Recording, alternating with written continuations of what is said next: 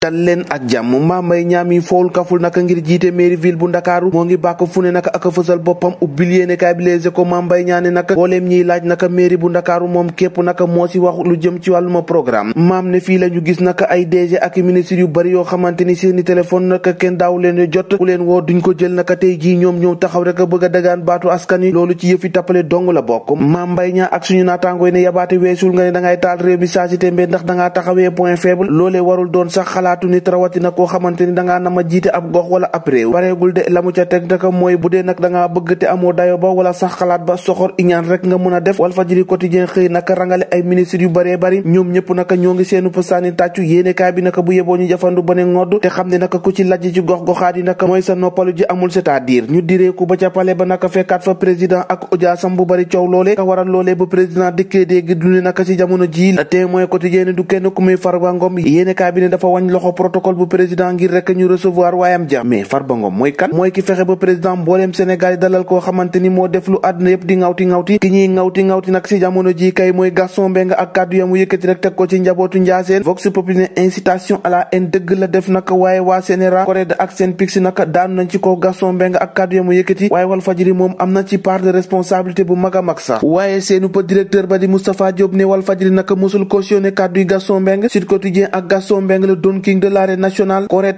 SYNPICS ak CNRA ñoom ñëpp naka dal nañu ci kawam teg si naka di dankaaf Walfadjri waaye naka coow li muy bari yépp moom Gaston Mbengue si lii quotidien naka nee na suñu naataangoy wax ji mu wax naka moom moo ko wax te moom képp la engagé te amul naka lu mu ciy rëccu maa ko wax te bañu ma si dara Tribune quotidien ne ana lan rek la yoon di xaaree ñaari député yi ñoom ñaar ñooñu la ñu tuumaloon wàllum trafic passeport diplomatique waaw ñu ñore seenu maraani kirlaan waaye boobu ak léegi daal yoon puusul paasewul ana lan rek moo ko tardeel yéenekaay